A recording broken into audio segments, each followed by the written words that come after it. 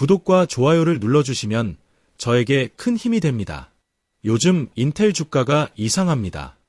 저항선이 존재하지 않는 것처럼 모든 추세선을 그대로 돌파하면서 폭락했습니다. 고점에서 추락하는 경우는 어느 정도 이해할 수 있습니다. 너무 많이 올랐으므로 이익을 실현하려는 세력이 많기 때문입니다. 그러나 현재 인텔의 폭락은 모든 투자자들이 고개를 갸우뚱하도록 만들고 있습니다. 주가가 2010년 이후 최저치로 떨어졌기 때문입니다. 그동안 인텔이 투자했던 모든 영역에서 이상 징후가 감지되고 있습니다. 돈만 쫓다가 정작 중요한 미래를 놓친 겁니다. 쉽게 말해 투자를 하긴 했으나 전부 핵심이 아닌 변두리에 투자를 했던 것입니다.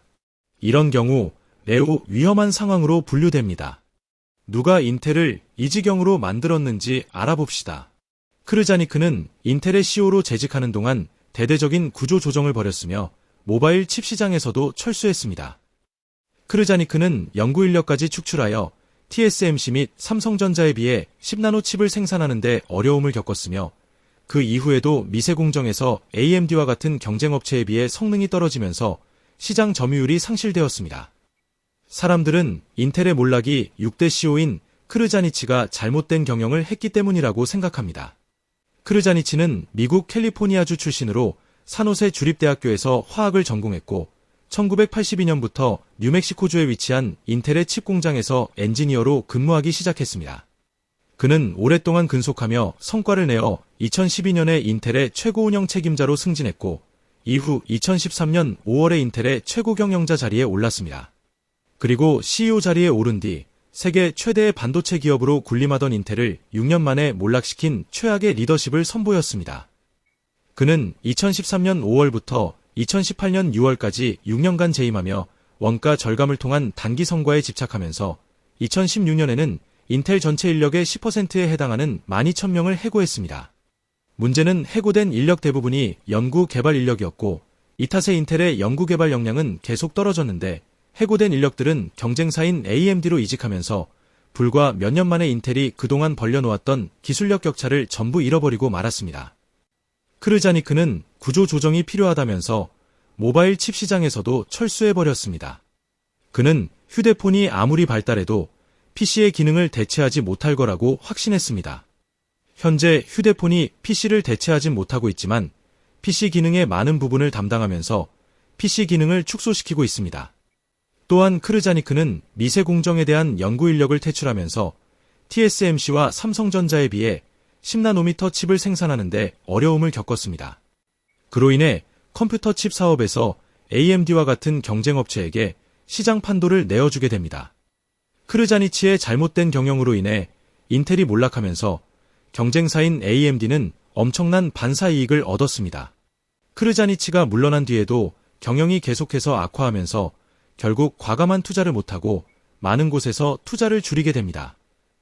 현재 인텔의 주가가 하락하는 원인을 압축해 보겠습니다. 첫 번째, AI 시대가 도래하고 GPU 기반의 컴퓨팅 성능이 강조되면서 인텔의 CPU 중심적인 사업 모델에 대한 의문이 제기되고 있습니다. 두 번째, 2017년 오픈 AI에 투자할 기회가 있었으나 머뭇거리면서 기회를 놓쳤고 지금은 인공지능 기술에서 점점 멀어지고 있습니다. 그로 인해 미래를 선도할 주도주 대열에서 빠져버렸습니다. 세 번째, 과거 PC 시장을 주도했던 인텔은 스마트폰을 경시하면서 모바일 프로세스 시장 진출이 늦어졌고 최근 스마트폰 시대의 도래와 함께 모바일 프로세서 시장에서 고전하고 있습니다. 네 번째, 2021년 인텔은 반도체 위탁 생산하는 파운드리 사업에 진출했지만 TSMC에 밀리면서 아직까지 의미 있는 성과를 내지 못하고 있습니다. 오히려 파운드리 사업 확장에 따른 투자 부담이 가중되면서 실적에 부정적인 영향을 미치고 있습니다. 다섯 번째, 삼성과 TSMC가 경쟁하는 2나노 개발은 업계 선두로 도약할 수 있는 중요한 고비입니다. 그러나 인텔은 2나노 진출의 경쟁업체들보다 더 많은 시간이 필요할 것으로 보이면서 인텔에 대한 시장의 믿음이 사라졌습니다.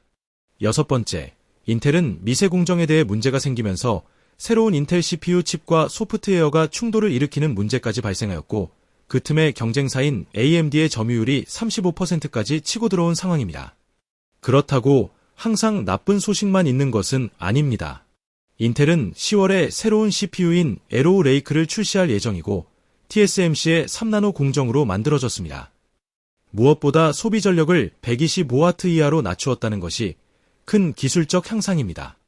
9월에 출시 예정인 AMD의 9800X3D를 겨냥한 것이고 거의 동등하게 따라잡았다는 평가입니다. 인텔이 미세 공정에서 약한 모습을 보이는 이유는 무엇인지 알아봅시다. 첫 번째, 반도체의 성능을 높이기 위해 미세 공정을 사용하는데 공정이 미세해질수록 불량률이 높아지게 됩니다. 미세한 흠집이나 오염으로 인해 칩 전체가 작동하지 않는 경우가 자주 발생하고 있습니다. 두 번째, 칩 설계 과정에서 예상치 못한 오류가 발생하여 특정 조건에서 작동하지 않거나 발열 문제 등이 발생하고 있습니다. 경험을 가진 자들이 빠지면서 원인 파악에 애를 먹고 있습니다. 세 번째, 웨이퍼 제조, 패키징 등 제조 과정에서 발생하는 오염이나 불량이 주요한 원인으로 대두되고 있습니다.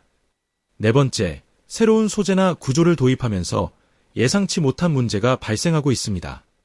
인텔이 다우지수에서도 빠질 수 있다는 우려가 나온 가운데 빅테크의 하락은 대선에 나쁜 영향을 줄 수 있으므로 바이든 정부가 다시 한번 개입하여 도움을 줄 가능성이 있다는 사람도 있습니다. 인텔의 주가는 조만간 가파른 하락을 끝내고 향후 정부 조치를 관망하며 적절한 가격대를 계속 유지할 가능성이 큽니다.